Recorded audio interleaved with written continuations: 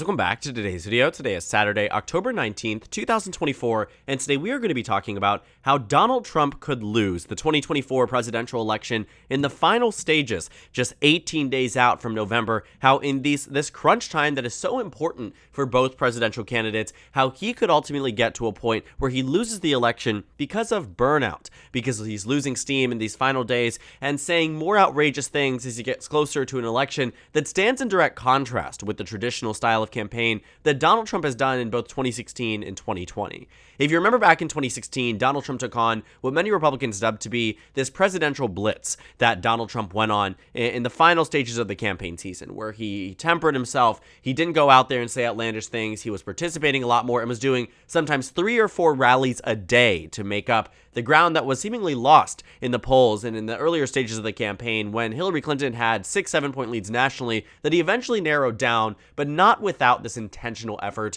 of getting the race to a closer position. And for a while, it very much looked like Donald Trump was going to be ready to do all of these things all at once. He was on top of things, getting to 2 or 3 rallies a day. Kamala Harris was really getting to a point where she was ramping up her efforts to meet that of the former president. And now that we're back to this point, looking at the video I made yesterday talking about this is now an indicator of what really could collapse a campaign in the final 2 weeks when really every single thing matters. And the inspiration for this video was the new 538 forecast today that shows Donald Trump with the upper hand at a 51% chance of victory to Kamala Harris's 49%. It's a very close race, and ultimately this is Donald Trump's first time leading in the forecast, dating all the way back to the launch of this forecast August 7th, right after Kamala Harris tapped Tim Walz to be the VP. Donald Trump held an advantage nationwide in terms of win probability, the same advantage he holds today. And it's a lead that can't be ignored. It's one that really does show that Donald Trump has made up ground since those better points in time for Kamala Harris at the end of September. A month later, she's now losing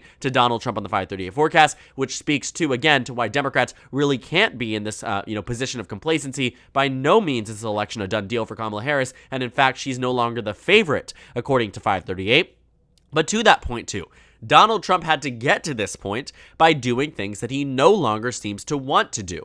The campaign used the word exhausted in discussing Donald Trump. Now, recently, I talked about this 2 days ago, yesterday, talking about how Donald Trump was canceling campaign events. He cancels another campaign event with the Shade Room. You are talking about Donald Trump not going on unfriendly media, not going in areas, ending interviews abruptly, ending or canceling interviews ahead of time, supposedly rescheduling but not providing a rescheduled date. Donald Trump is doing the same exact things that you would start to see from someone who's at burnout, who no longer is in the position where they can be campaigning to the same robust, schedule and time frame that they otherwise would have been doing or had been doing in the weeks prior. And I think that's why you're going to start to see that Donald Trump's rallies are going to become less, less there, right? When you're looking at Politico, they're tracking everything out. I said 18 days earlier on this video. I can't believe we're 17 days. I'm losing track of time here, but 17 days out. What's happening? Where's Donald Trump? Well, he's going to be in Pennsylvania for a rally at 6 p.m. That's good for the Trump campaign. He's going to be having a former wide receiver from the Pittsburgh Steelers. That's going to be good in terms of celebrity status. He's clearly trying to combat that of the Harris campaign. But look at J.D. Vance. Where's he? No public events. That doesn't help when Donald Trump is doing just one rally. And I say just one rally. I'm not trying to shift the goalpost here. But when you look at Kamala Harris, who for a while was actually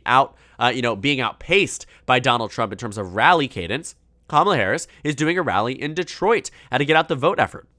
Then she's going to do an appearance in Detroit. That's already happened. That has happened. Lizzo's on stage. Now she's flying to Atlanta for another campaign rally. So she's doing, remarks for a Get Out the Vote event. Then she's going to a rally, and then she's doing another rally in Atlanta, 2 battleground states, 3 stops across the day. And, what you're finding is that Tim Walz doing an event in Nebraska's 2nd District. He's also going to be in Illinois here. So you're going to see they're fundraising. They're getting all these things in. Donald Trump's team just in Pennsylvania, and J.D. Vance is nowhere to be found. And Donald Trump, again, too, canceling this string of events has raised genuine question from voters across the country. Is Donald Trump fit to serve another 4 years? It's the question and the thought on the mind of many Americans after that first presidential debate with Biden versus Trump. But it helped Trump a lot that he was being juxtaposed with someone that was older than him. The fact is that Biden was 81 years old, but this time, Donald Trump is the 80-year-old in the election. Kamala Harris is 60. right? So you're talking about Vice President Harris being in a position where she is pushing 60. She's at a position where she is younger, very clearly, visibly younger, very clearly more,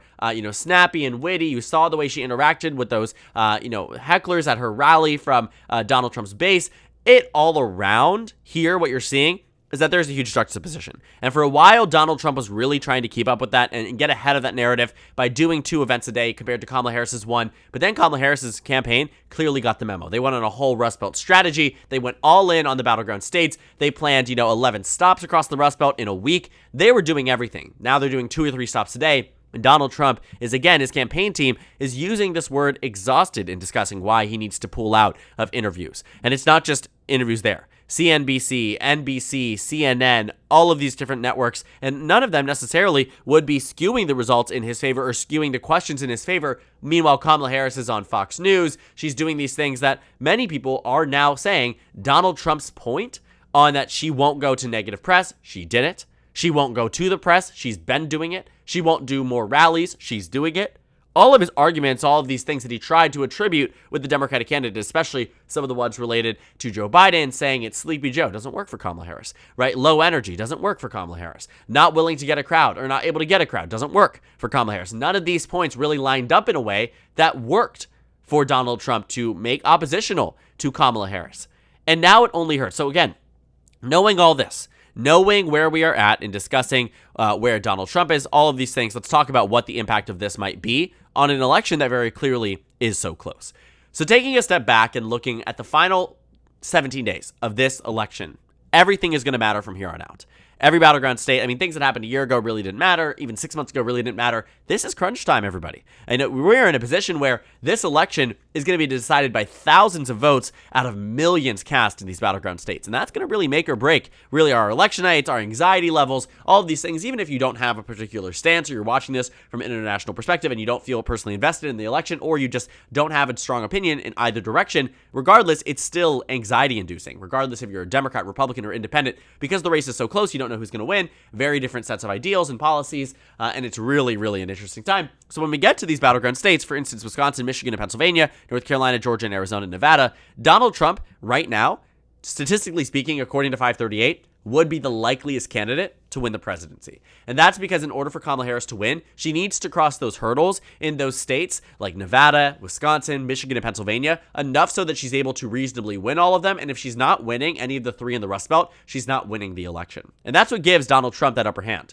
But in terms of what we've seen in 2016 and in 2020, that level of political expertise that led Donald Trump to be in a position where he knew that he should tone down his rhetoric in the final stages of the campaign, that he should be ramping up his schedule, are completely standing in direct contrast with what Donald Trump is doing this cycle. And I think it speaks to that larger point, too, that Donald Trump is all in on this MAGA brand. And not to say that he wasn't in 2016, but he certainly is in a position now where he feels very much vindicated. The assassination attempt that failed, right? The RNC that received more attendees than previous RNCs. More enthusiasm that he has seen from the Republican elite and establishment when he went in opposition to them in 2016 and received their begrudging endorsement in 2020. To him and to his angle and to those closest to him, it seems like all of the Republican Party is all in for Trump. He won a contested primary. In theory, it was open. All of these things seem to really make Donald Trump believe that he was the shoo-in in these races. And I think that's the same mentality that he is approaching the election with,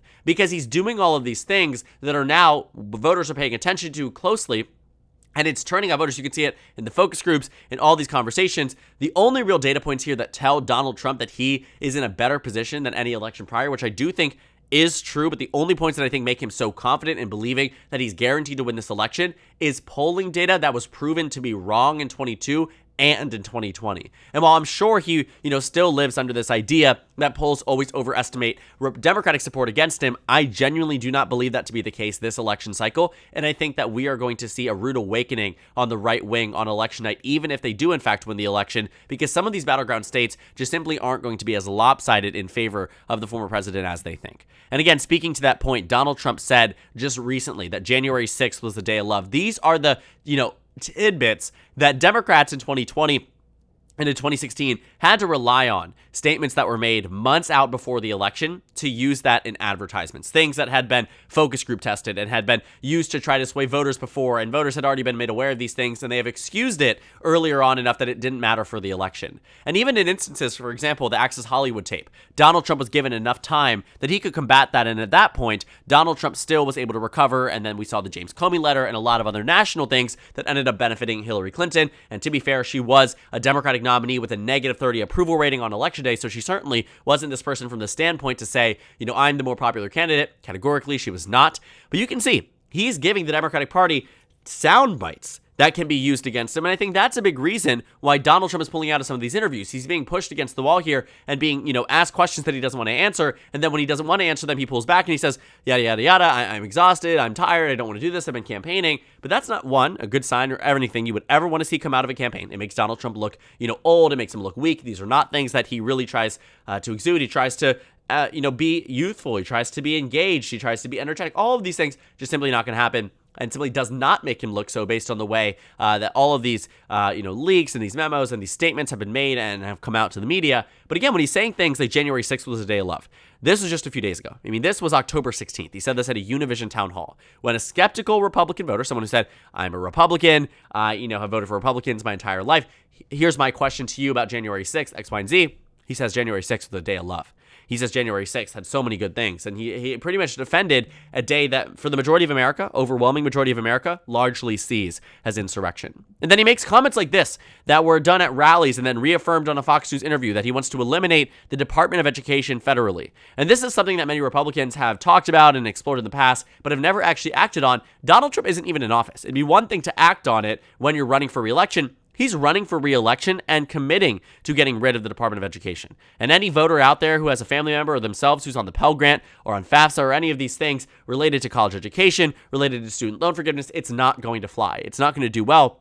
And that's the problem with some of these ideologies, which is why Donald Trump is largely seen as this extremist across the country. And so when it comes down to the battleground states, it really can make a difference. For instance, if Donald Trump, is 50-50 in Pennsylvania, and Kamala Harris, isn't going to win Wisconsin and might lose Michigan, and Pennsylvania is on the fence here, you could see that on the margins here, if Donald Trump continues down this pathway of avoiding the media, age and mental acuity become concerns that just were there for Biden that now get stuck onto Trump. We're already starting to see the amount of people who say Donald Trump is unfit to be elected for another 4 years starting to rise. And I think if that's the, Kamala Harris's campaign's closing argument, it genuinely could land very well. Because the same thing that Nikki Haley said, whichever political party replaces their 80-year candidate first will likely win the election. In this instance, that very well might be correct and likely would be correct, assuming that this is the way the Kamala Harris campaign continues down this pathway of making this age argument, the argument of the election between now and November. And beyond that point too,